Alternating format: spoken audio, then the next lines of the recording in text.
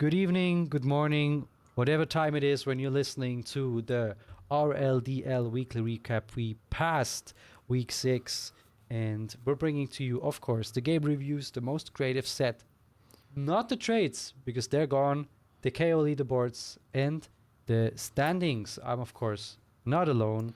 I'm with my co hosts. It's me, maracujavgc. I'm happy to be here. It's I'm looking good. That's all I can say. I'm happy to be back to my old ways, to my old winning ways, and of course we're also joined by.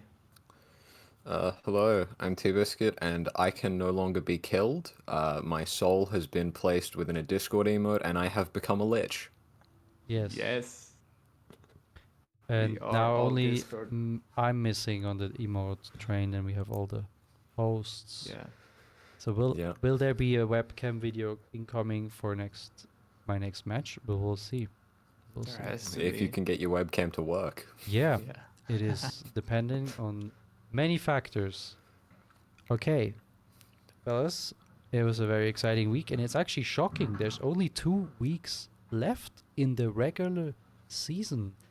That was So so Yeah. fast. That was so fast. it Yeah, was it's very gone by fast. very quick.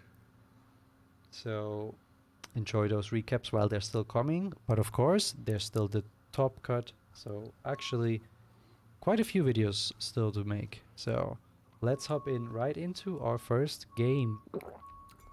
Yeah, our first game we saw David take a 2-0 win over Farouk. Um, Bit of an unlucky match for Farouk. There was a couple crits, couple moments where the RNG just really didn't go his way. I think for how unlucky he got in those moments, it was still quite a close match, and I think both players did, you know, play as well as they had to, and they put on a good match. I just feel a little bad for Farouk after some of the bad luck. Yeah, I mean, as I said to Farouk, I think it would have played out quite differently after the turn one, and the swagger would have not been possible. But the way it played out, it was heartbreaking. Double self swagger miss, and just I mean I think it was the first two turns, just everything just missed, Yeah, and yeah. yeah, there was It was also like the a turn where in the first game where David just had to protect Sinistcha because Dark Pulse was the only way back for Farouk into the game, and he just let Sinistcha die, and it was actually a game. And if yeah, Delphox didn't have Grass Knot, uh, yeah. Farouk might just have reverse swept. And also, I've went over the lines in game two with Farouk. There was like a 1% chance where he could have claimed the end game just by predicting the Psychic Fangs lock in and switching in the Dark type. And then with a bit of luck and the right targeting, there maybe was a line where he could have won, but overall it was just super well played by David. It's Yeah, just good old balance, very well played.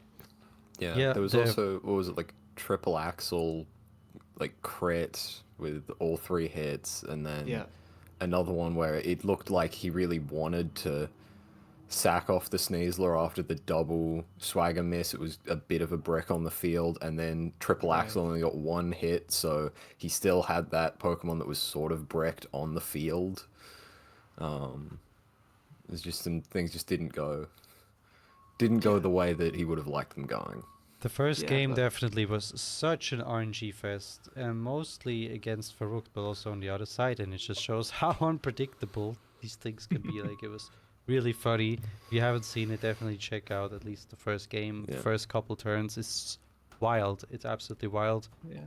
But And yeah, it's game not the two. only set decided by yeah, RNG in this week yeah. as We'll be well. No. getting back to insane RNG later, won't we, Fievel? Yeah, but you should not be too sad about that, right? It'll. Yeah, I know, but It's like just a lucky mouse, lucky rat, I'd say. But no, I mean, game rat. two, the Hisuian Gudra bring, of course, I had to root for David. That is such a sick bring. Love to see it. Yeah, yeah. Love the Hisui and Gudra. That was a super cool Pokemon to bring. Love when people make these cool Pokemon work, and it Yeah, paid but out for them.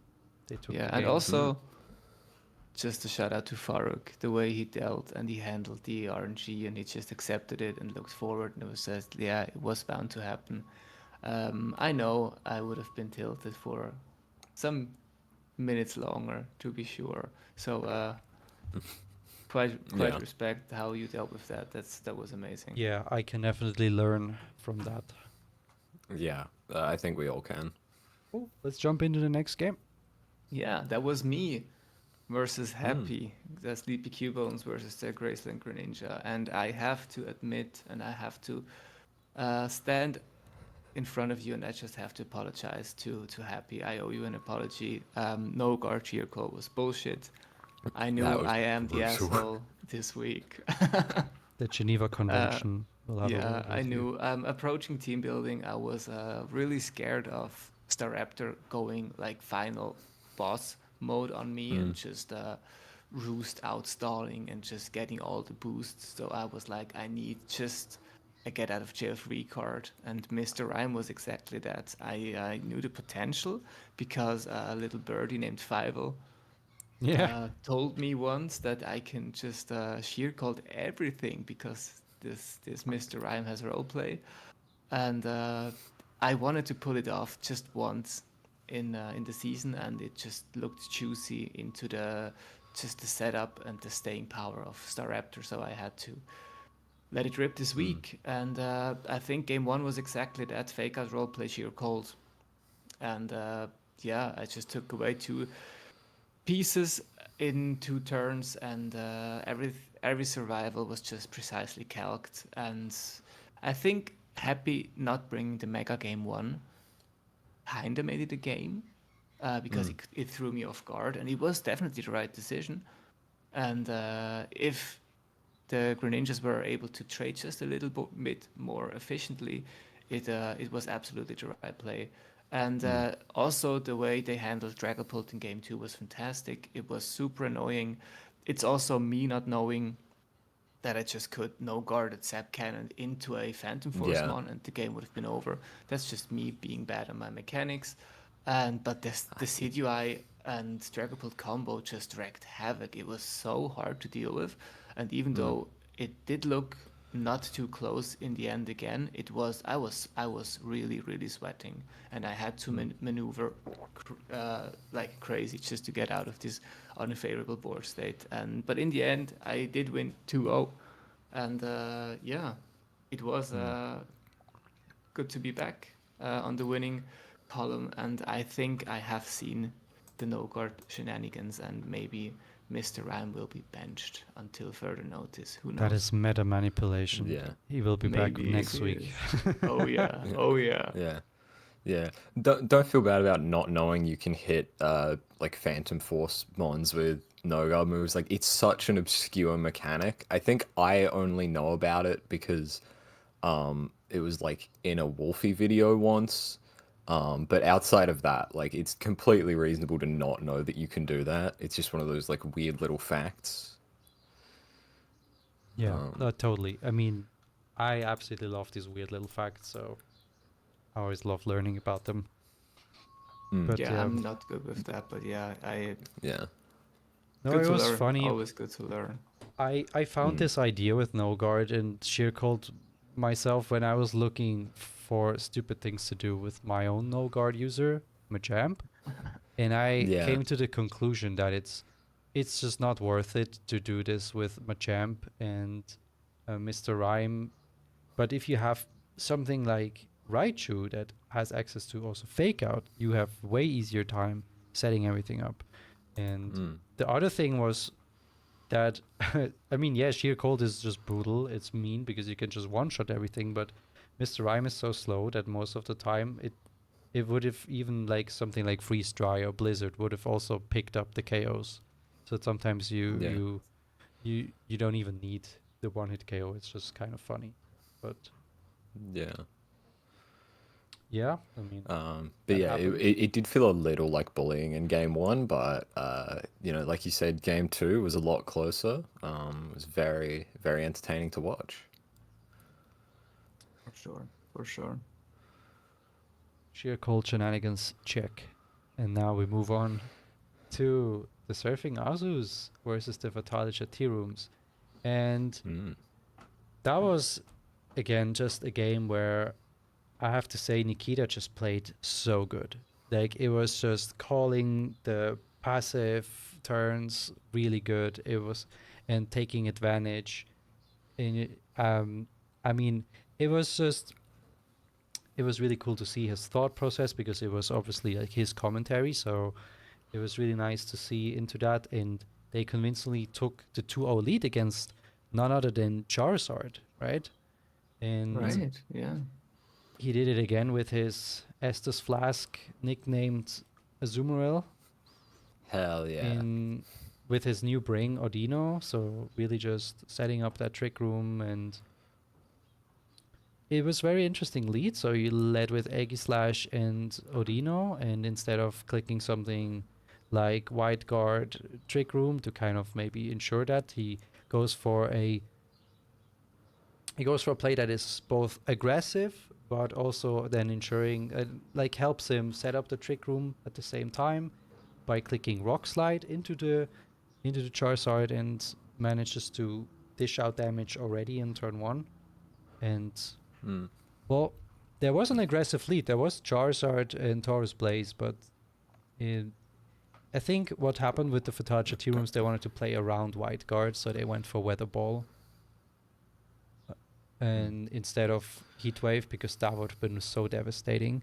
So it was Flare Blitz into Occa Berry for Aegislash into the live of the Odino, and Trick Room got up and he positioned around very well, and I must say it was really well played by the Surfing Azus, because you could tell when he was predicting the switch outs and the protects, and I mean, just played very well. And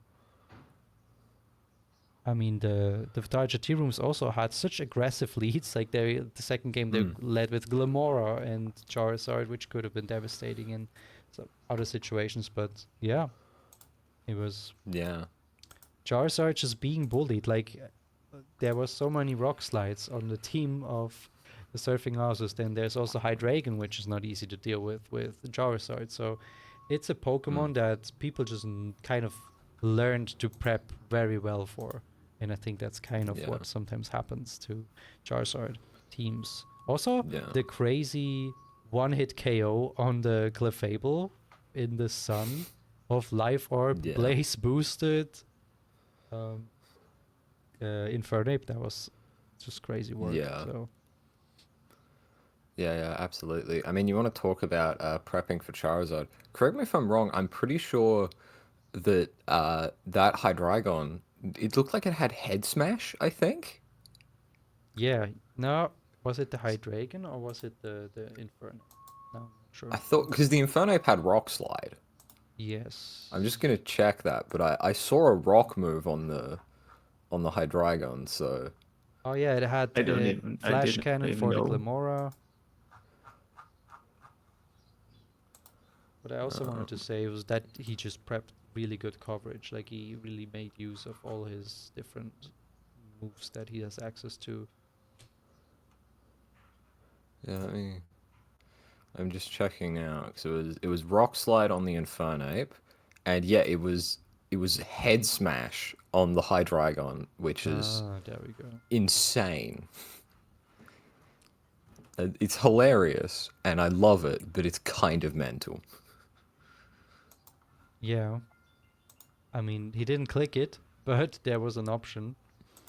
Yeah, I mean, I think you didn't need to click it. You know, just the Infernape just clicking Rock Slide over and over again. It's what happens sometimes. Yeah, but it was one of those games where I think Nikita just prepped pretty good stuff, and his game plans worked out. Yeah. Yeah, Also, for sure. Yeah. Yeah, go ahead, Darcy. I just want to say I love the nicknames. I love the Estus Flask, the Azumarill. Big Dark Souls fan, so I love that. Yeah, For So sure. very fitting. Yeah, I just wanted to say, if you have just somebody like Nikita, just knowing exactly what game plan he has to use versus such a commanding, or just such a crazy presence like Charizard, it's just a pleasure to watch. Just going through the lines and just seeing inside his mind, it was really cool. Yeah, definitely appreciate those commentary videos. They're really cool to see what the players are thinking. Anything else, or we're jumping into the fourth game, the Nothing Creatives versus the Motor City Mugs.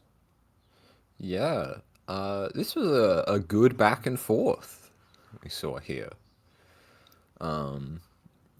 Seb and Kevin both taking games 1 and 2 respectively in pretty tight games each, and then I think game 3 is really the one we want to talk about, where we saw the Mega Mawile get crit by a high horsepower Farigiraf and go down turn 1.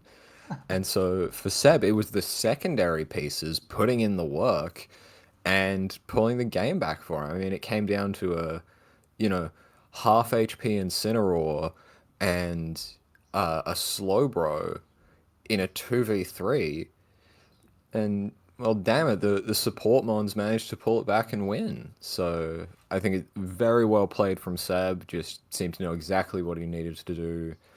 I liked the end game, letting the electric terrain go down, and then, not even playing around, just going for the yawn, protect, ensuring that he wasn't gonna get crit by the energy ball on Farigiraf, just making sure he can fire off Scald over and over again with impunity. But yeah, also I think the Incineroar surviving the double up to give it one more turn to click Flare Blitz into that Farigiraf, bringing it down into a more manageable health range. I'd say that was probably lucky. I don't know exactly how it was trained. I know that you can train Incineroar to live some of those double ups pretty easily with its natural bulk, but yeah, I think really that game 3 is what we should be talking about, because it was just I'd say a bit of a masterclass of using your secondary pieces when your main sweeper goes down early. For sure. I just watching the set, I just couldn't help myself thinking, man, Hyper Voice would do 25% more damage than Intimidated High Horsepower non-stab, even though it is Yeah. super effective. So maybe there was a bit of a burning the kitchen type of thing with all the coverage there, and Yeah. yeah, but yeah, when Sev has an end game and he knows the end game is locked, you're not gonna win the game unless you pull something like I did um, in like week 2 Yeah. or week 3. But yeah, it's I think it was a very fun and very entertaining set for just to watch, and I think Kevin played, especially game 1, super nice, and yeah, just versus Seb, it's always super hard. So Yeah. kudos Yeah. for He's a trying. very good player. Yeah, I'm telling you guys, it's dangerous to go with quad week megas in draft. That's something I always will avoid. I don't know if we're gonna draft megas again I ever mean, again, but there's I just played 3 ice weeks, 2 of them quad ice weeks, versus Frostlass. So true. True. Yeah. Yeah. And I mean, I drafted Mega Tyranitar, so that's true. All right, guys. Let's jump into game number 5, which is the Galatian Megas and the Roaring Moon Ravagers. Yes, exactly. And what a set it was. We had no Floette on Ruby's side. We opted yeah. for Mega Galade, and yeah, super cool. And supported by the usual suspects, of course. On the other side, we had Gengar, we had the Wall, Mousehold, like good and old, and the new guy, Weird Ear. And I for once was surprised to see Scarf Basque Legion. I just felt like Life Orb or even Sash would have been better into this matchup because Sash would not have been expected. Even Kasib Berry just to lift the ghost attack would have been something to consider in my opinion, but Scarf it was, and Scarf and Crocodile Oran Rotom could have also been better, but that's just hindsight 2020, right? So Yeah. I don't know what the thought process was. It was, I mean, last respect, Scarf is always just such a clean end game sweeper, so it has its merit, Yeah. of course. I just felt like there could have been a bit of a mix up and a surprise factor with a Sash or with a Kasib Berry. But yeah, what a way to start a game. Mega Gengar hits Trick, not Mega, Base Gengar hits Trick Room, and to Yeah. just let the wall sweep, but Homie just misses Rock Slide and the game is over on turn 2, which is super funny. Triple Protect is cool just to see the odds of that Yeah. happening, but it didn't matter. Game was Yeah. over, and game 2 was just as fast, but on the other side, Tailwind on Dragonite, and then it was just helping Yeah. hand Super Fang and all the coverage moves like Waterfall, Thunder Fang, or Thunder Punch. And yeah, like the true Swiss Army knife that Dragonite is, it just claimed game 2. And game 3 was actually a game. I think the Rare Yeah. just played super safe with 2 double protects on the first 3 turns, but that's all fair. Yeah. And yeah, I really thought after Gallade lived Shadow Ball that maybe the tides have turned, but then again, Gengar just lived on 1% Yeah. with the Psycho Cut, and yeah, with that it was game over. And Greninja in the back, everything was faster, and they played it down just perfectly. The timeout didn't matter because Dragonite in the back with multiscale would have always won the end game. So Yeah. just very clean game 3.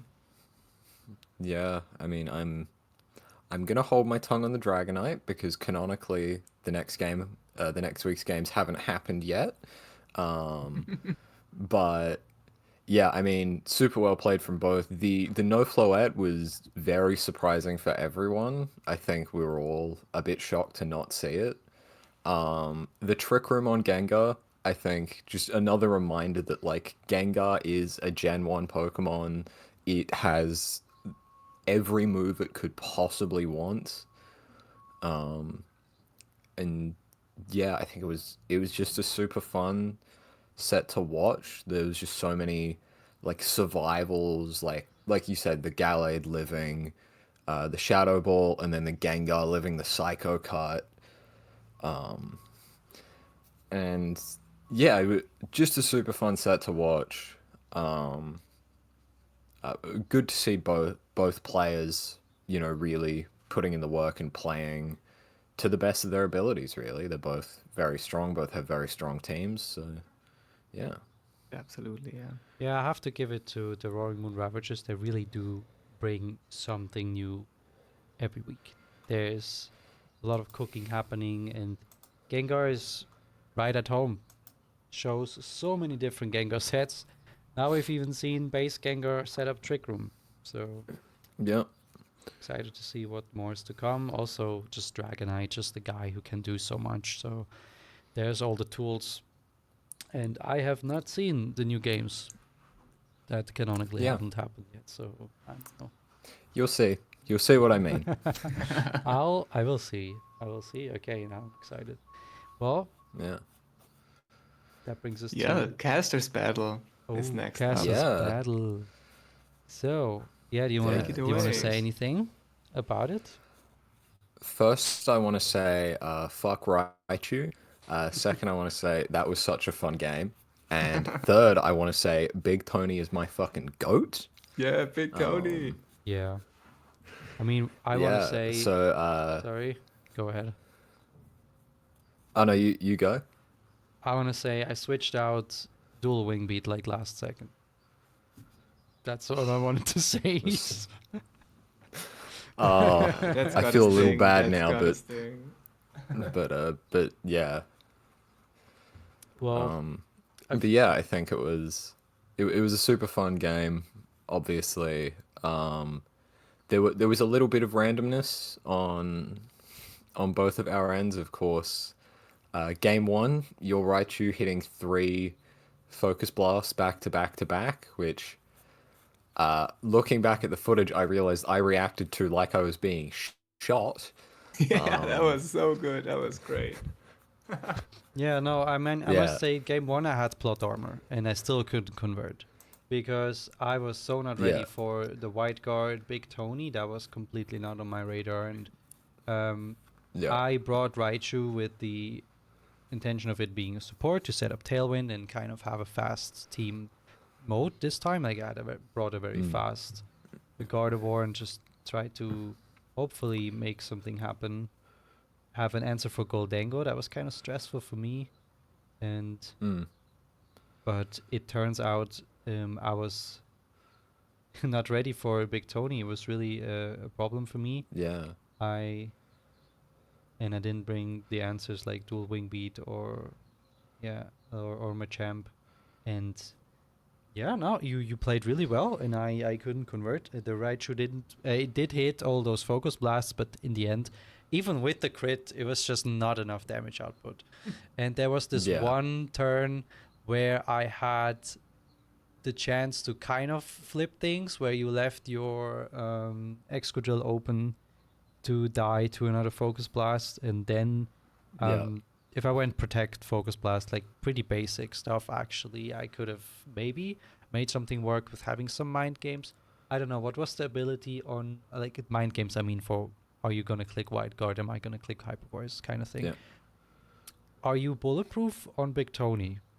Yes, yes, it was Okay, bulletproof. I was so shocked that you clicked Shadow Ball yeah. into Big Tony on the turn I went for the I spiky kind of wanted shield to because I see was if you're like, if you're if you're bulletproof. So, but it What a yeah, didn't matter. balls move you want to find out. You just click Shadow Ball. That's ballsy. that was very ballsy. What But else yeah, I was was a I little mean, yeah, I could have surprised. clicked hyper voice into white guard, I guess. Yeah, but Yeah, yeah, I will say I was very scared of the Torkoal. Like I was like Torkoal, Gardevoir lead, like Trick Room was honestly what I was most scared of because my team is so like naturally fast that if you'd gotten that set up and been able to take out like just one of my pieces, I don't think I would have been able to stop like Torkoal and Gardevoir just ripping through me in Trick Room. So that was why I had like Feint on Big Tony. I had max special attack, modest life orb hydro pump on Kelpie. Specifically, so if you led with the Gardevoir Torkoal and tried to do like protect Torkoal, set Trick Room, I could feint and hydro pump the Torkoal, and even in the sun, it did like 85 percent if hydro pump connected to Torkoal. it's funny that you prepare so much for Torkoal when you just look at the Pokemon you brought. You have Tyranitar, you have a Flash Yeah, Fire Pokemon, a White Guard yeah, user, and Vaporeon. yeah. You did not need to cook that hard to have a good matchup against Torkoal. There was Well, everything it was hating on Torkoal. also it was also just like general insurance. It was more just insurance against like Trick Room in general as well, because both Vaporeon and Chestnut were minimum speed. So if you did set up Trick Room and then I would, you know, underspeed in Trick Room and be able to, you know, make that match a little more even. But yeah, and then I think we need to talk about all of the rock slide misses, specifically Raichu dodging rock slide every other time. Yeah, that was pretty cool. That was it. Want to know what my That favorite Raichu. part was What? of the whole set? It was when Raichu hit. I think it was the first focus blast, and I was like, "Ah, that does so little damage," and it was the crit, and I was That just was exactly confused. my reaction too. I was And I like, was just Yeah, like, "What the hell, I was hoping Raichu? for Base more, Raichu is such a fraud." I'm but just like yeah. It was. I'm used to no guard focus blast just killing, and it was like it did like 60%, and I was like, damn, that's nothing. And I saw critical hit, and I was just flabbergasted. Yeah, but honestly, when I Yeah. saw Amazing. that, I knew that it was kind of like I was absolutely fucked. When I saw that, I was like, I don't have the tools to do this, I think. Yeah. And I was like, Yeah. okay, maybe I didn't actually check the EV, so my right choice just went with what I had. So maybe it could be that I just speed and HP, so no invest. So Yeah, but also Queenzilla with the split F boost in yeah, sand. In the She's sand. just a Yeah. beast. I was hoping for I at mean, least a yeah. 2-hit KO. Okay, I Yeah, was me like, too. I mean, Yeah, I also did have a decent amount. I had like max HP investment and decent special defense investment on Tyranitar as well, That's and super plus fair. the special defense boost from the sand. But yeah, I saw the damage and went, yeah, man, Focus Blast is gonna be a 2-hit KO. That's kind of hard to deal with. And then I saw the crit text and I was like, oh dear, oh no, yeah. this thing like does not have the damage No. output that it needs. I But I yeah, was the nozzle yeah. was way threatening. Like I was very scared of the nozzle in game two, and so when you didn't lead it, I was like, oh, I just there's no nozzle, no fake out turn one. I can just click rock slide with impunity. Yeah, and then you flinched me on my tailwind turn, and that was crippling Yeah. me for the entirety of game two. That was really devastating.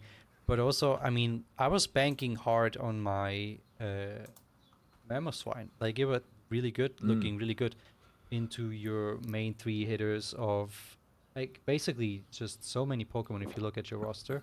And Yeah. and Yeah. then Big Tony again was just such a good answer into it. Like it was really clean. It Yeah. was uh, Yeah, I mean like doing a lot just of the work. natural bulk of Big Tony. I think if you'd had like Icicle Crash over high horsepower, uh, I think it would have been a bit different. I don't think Chestnut would have been able to 1v1 the Mamoswine, but I think the the fact Yeah, that the only ice move you had was Ice Shard. Icicle Shards, is that? Oh Ice no, Shard. Ice Shard. Yeah. Yeah, Ice Ice Shard. Shard. Yeah, it wasn't I enough don't damage remember the to names of weigh all. up with the drain punches. So Yeah, that's when I knew it was kind of scuffed. But no, I mean you yeah. prepared really well, and I didn't bring exactly the best Pokemon with Raichu and Focus Blast. I would have rather had Machamp, but I mean, Mm. Mm, also why did Champ I would have not been bring crazy. Staraptor? Staraptor would have been really good too. Yeah, I was a little surprised to see that you didn't bring like I mean, I the have to one that admit, has good I don't flying have that type. much time to prepare every week anymore, so I'm kind of. That's fair. But yeah, no, that's something I should have seen. Like Staraptor would have been really, really good. We have not a lot of answers for Intimidate, and it's Mm. immune to Earthquake, so definitely was. Yeah. Yeah. No. Okay. Yeah, I mean, like the only intimidate answer I have is Scrappy Mega Lopunny, and even then, that's only after Mega Evolving, and they're also weak to flying. So Yeah. And Iron Iron Head being a 1 AKO on my frail Gardevoir yeah, is also just devastating. yeah. I was very surprised that you actually let me take Gardevoir in game two. Like I basically as soon as I locked in my moves thought, oh, he's just gonna click Ice Shard into Excadrill because that like in that range it's like zero bulk Excadrill, just max speed, max attack, just to like try and wipe things out in sand. I was like, he's gonna click Ice Shard and then Gardevoir is just gonna go for the Hyper Voice and it's gonna be really hard. But no, you went for the high horsepower, and so I was like, oh, he's letting me take Gardevoir. Okay, all of a sudden I'm really in this. Yeah, I don't remember what I was thinking. Probably was like, well, here's the Mega. Do you want the Mega? Yeah, I mean it wasn't entirely clear what Excadrill's spread was because I took so little damage from the Hyper Voice, so you may have been thinking like maybe it's bulky Excadrill,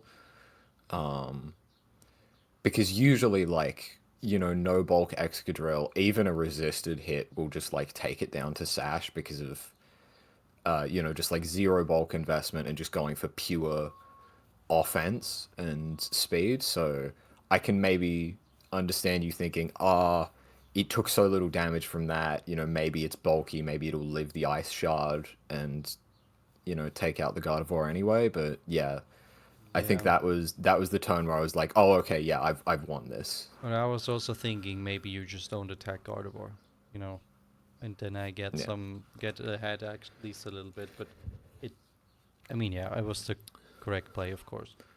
No, I mean, on your side. Well, yeah, I mean, lots of things happened. I'm just happy I could make you crash out. So that was really worth it. yeah, So already, so Just happy we got a new meme. yeah, yeah. Um, yeah, it's the I'll emotions make the we remember. yeah, I'll make a GIF of me. I'll take the video and make a GIF out of me getting shot by your Raichu. I mean, it was in odds. I had wide lens or whatever it's called, Yeah, like yeah, 80%. yeah. You had the wide lens, but still, it's like focus blast. The whole gimmick of the move is that it never hits when you need it to. Yeah, except when it That's doesn't true. even do a two-hit KO on a quad weak poke. Yeah, that was Okay, well, surprising. we have one more game. Uh, Yes, Gambit Kings versus Tiramisu Cafe, right? yes. Yeah, What and happened? what happened? What went down? I think both trainers just found the 6 guys they like. Mm. Tiramisu is running pretty much the same 6 with just slightly Yeah, different sets. So does Jono, and yeah, like all season. So they clearly know what works for them. And yeah, I think there were some issues game one with Tiramisu, who had, if I remember correctly, the wrong move on him on, yeah. It and was while gastro discussing it in acid. Discord, I think they timed out. Yeah, And yeah, shout out to Nikita and Chono for handling it correctly. yeah, And I think game over. Game one was just over super quickly, and the trick mm. room and Gambit just swept and Yep. cleared the field. That was super fast. And game two, I think Vivian is such a shittermon. It's so annoying. Such a Compound out, rat. sleep out. Yeah, I mean that's just so annoying. And yeah, I think Shadow Web with all reliable again. Sleep Powder proved to be annoying. Mimikyu had to switch out. The Sweet Whale play was so cool. Yeah, Unfortunately, I think King Gambit just took like 97% or 95% from a Heat Wave, which I have to mm. say is a fantastic set. You go Yeah, with Life Orb Heat Wave on Volcarona, but then you yeah. just That was run so Rage fun. Powder just to make sure that those sucker punches will never go off next to Mega Metagross. Such a Mm. clean set, such a perfect counter. And yeah, I think that was just game two, super fast. And it was back to the drawing board. Mega Kang should be the answer, and I think it was the answer because Trick Room was set up, but Volcarona dodged the Rock Slide. And that was Yeah, the deciding turn. Dodged the Rock Slide, it would have been down. There was another a quad Rock weak Pokemon in the back, but Volcarona dodged, Heat Wave burned, and the game was yeah, over. Jano tried to climb back, but it was just too little too late. And to be fair, at this point, I just feel bad for them, man. The Gambit yeah, Kings, they had their fair share of bad luck. I know what Jono posts in the general, like the 3 hydro pump misses or connects or whatever, and I know like all the bad luck that is accumulating, it must be infuriating. So yeah, to see game three go this way and end this way with the rock slap miss into the burn was just heartbreaking. And Pokemon giveth, Pokemon taketh away, and it just takes a lot from the Gambit Kings. And we all know that they are semifinalists from season one, and they actually yeah, know how to play the game. And man, luck just is not on their side this season. So with that, I really hope that season three down the line they can show how good they are once again and rise to glory. yeah. I think touching on the issue in the at the start of game one, I believe Tiramisu planned on having substitute on the superior, but left gastro acid on from the Right. previous set, Yeah, yeah, yeah. and yeah, we did make it clear afterwards that like if you accidentally bring the wrong set, just play it out. Exactly.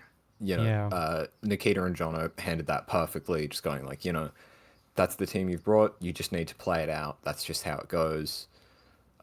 And so yeah, just to make it 100% clear, if you accidentally bring the wrong move, you just got to play it out. Draft League is all about adapting on the fly, and that's just another part of adapting on the fly. Yeah, exactly. As soon Yeah. as you see the other lineup, you just have to play it out. League Q in there, that's what it is. I played a set this draft league where I had no item on 2 Pokemon and the wrong ability on another Pokemon. I'm not gonna say which set it is because We I all know won. it was against Nothing Creative. Yes, it was against I've nothing I've, I've great. told I've, I've told the story at the local. Oh, okay. Well, I didn't want to make him feel bad because I won. So maybe it was like even worse to lose against 2 Pokemon like Torkoal and Mamoswine having like no item. Where I I thought it was just remember some weird tech. the Mamoswine going down to 1 hit and everyone's like, "What item is that thing having?" Yeah, you just wanna have the poltergeist matchup, you know. Yeah, Yeah. yeah, exactly. So yeah, well, no, that's just what it is. I was also like, "Fuck, now I gotta play that set," but yeah, that's just how it goes. Exactly. But yeah, I mean, outside of the little, I guess we'll say controversy, was a phenomenal game to watch for Yes, both. definitely. Like you said, I think they've both sort of figured out these are the 6 Pokemon I really like bringing, or at least these are the core 5, and then can switch in, a sixth place, depending on the matchup. But yeah, I think the Volcarona dodging the rock slide. I think I said in the draft breakdown in a draft league, you're either playing Volcarona or you're figuring out how you're going to deal with Volcarona.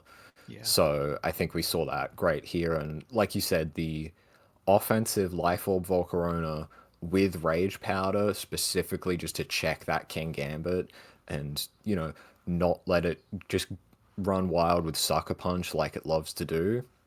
You know, really just a great set on that Volcarona. For sure. Yeah, well, Definitely. Corona's a bit of a sleeper agent in this format because everything has Rock Slide, but in draft it's a little different, and the thing can definitely do some work.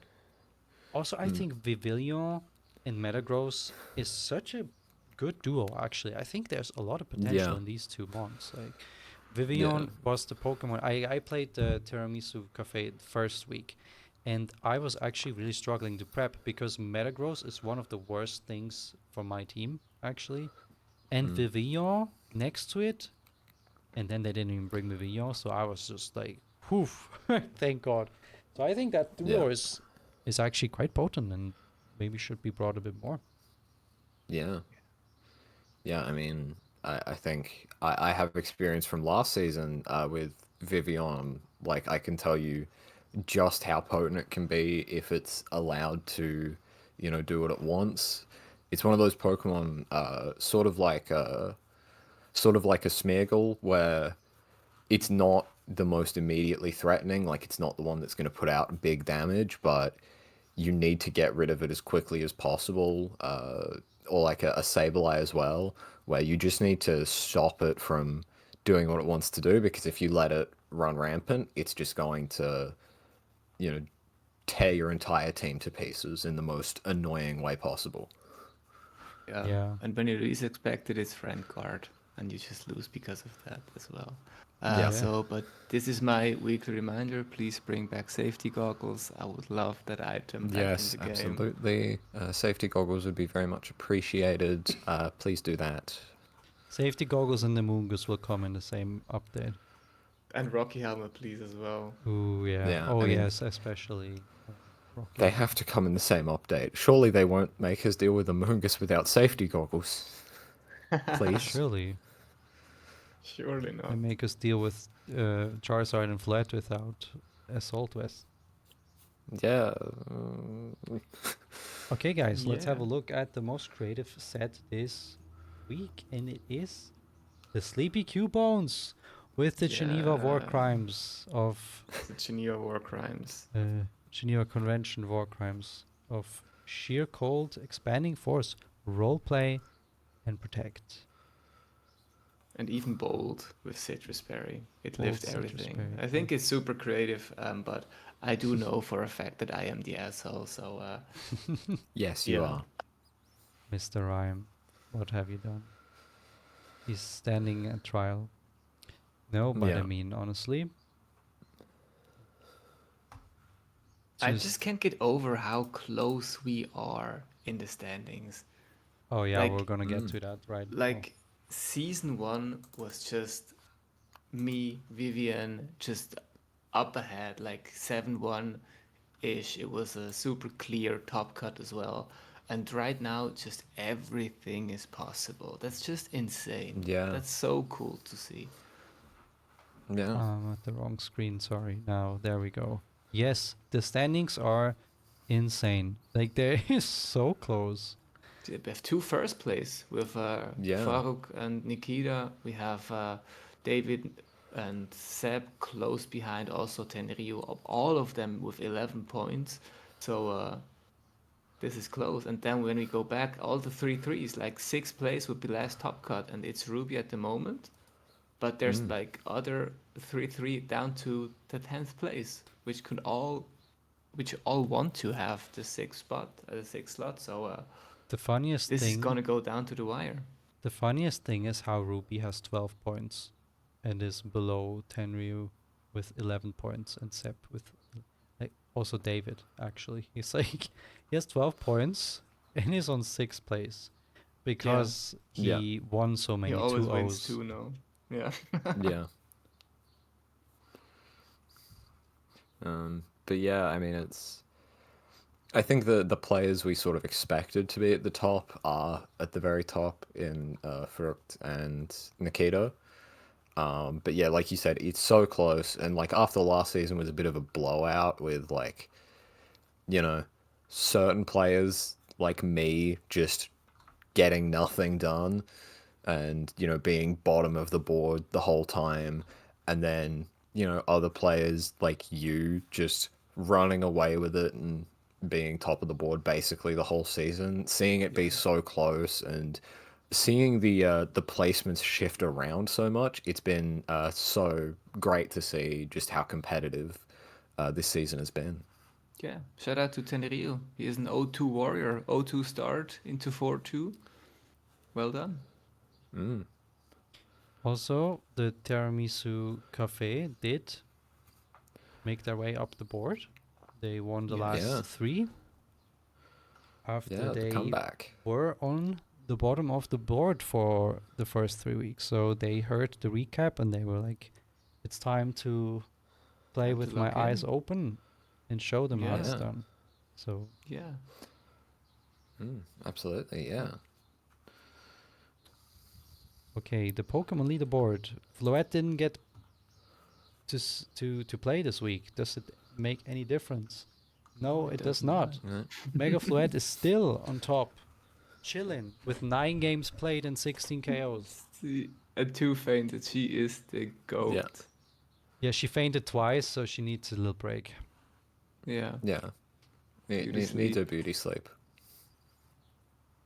Yeah, but I think like it starts to show that the people that have like very strong combos, or just they found that they're 4 or 5 months, that they start to racking up the KOs and start to go with the leaderboard. I mean, Armor Rouge is falling down. Raichu Y, who had like 2 great weeks, is still not even close.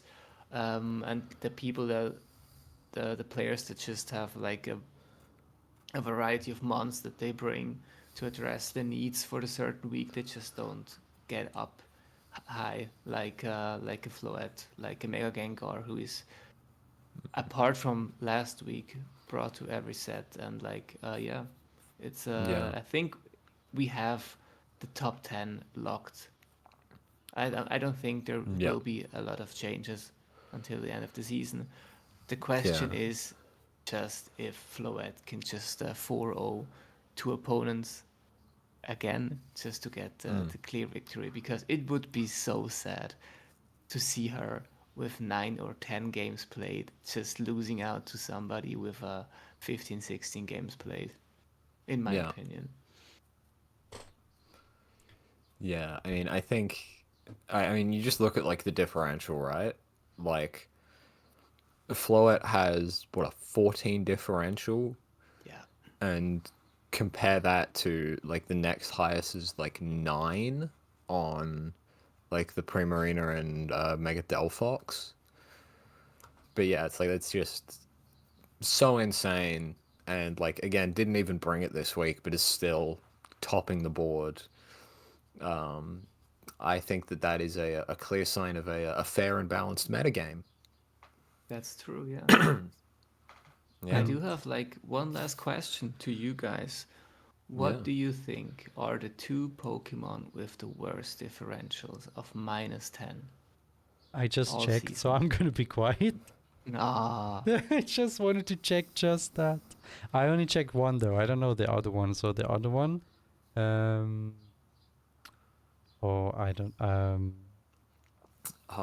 Probably one of mine.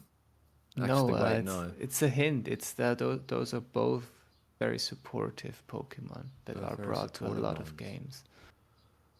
Yeah, because I was just thinking, what ones have I brought that have done really bad, but they've only come to like 1 or 2 games. Um, I feel like Sableye. Sableye. I was just gonna say Sableye It's not Sableye, no. It's not because Sableye. it's It's not not played with Sableye. damaging moves a lot. So it's really good. Yeah, I I figured would like just have it's to get killed. No, it's not Sableye. It's actually Farigiraf, and it's Liepard with -10. Liepard. that Okay. makes sense because I mean they both are very supportive mons. Yeah, Yeah. they're often on lead, set up Trick Room, die. First Yeah, pick Farigiraf. yeah. I mean, it's a support mon. That's what it's meant to do. It's not No, meant to Farig be. is cracked. Also, the Sableye psychics is did a lot of just damage. on a -3. 3 KOs, 0 kills. I see. Well, When did He has Sableye been get brought to 6 KOs? games. when did Sableye get chaos? I don't know. I don't Yeah, know. I'm gonna need to check No, that it got because it got KO'd. It didn't get KOs. Ah. get KO'd. Yeah. Yeah. All right. Well, we have 2 more weeks in the regular season, and We do, Yeah, yeah. we the do. top 6 make it to top cut. So Exactly. it's still very tight. And honestly, with 2 weeks still to play, anything can still happen almost. Yes. So it's still very, very tight. So let's have a look at the next week. Week 7.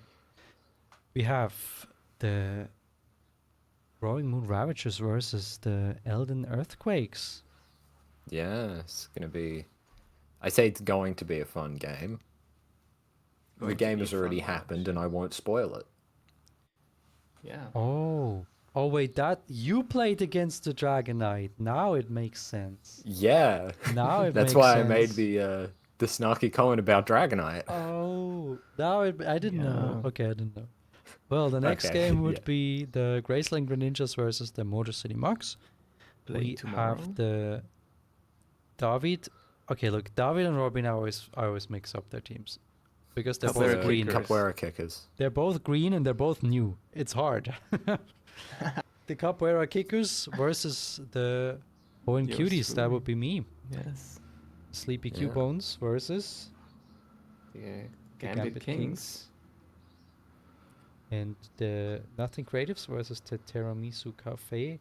The Surfing Asus Asus. versus the Galatian Megas and the Tea Room. Tea Rooms yeah. versus St. Gallen Ursalunas. And I just want to say, it never happened that like nearly half of the games were already played by the time we do the recap because it's still Tuesday for us, so it's Yeah. early in the week. Yeah. Yeah, I have them most of scheduled the mine. games have happened.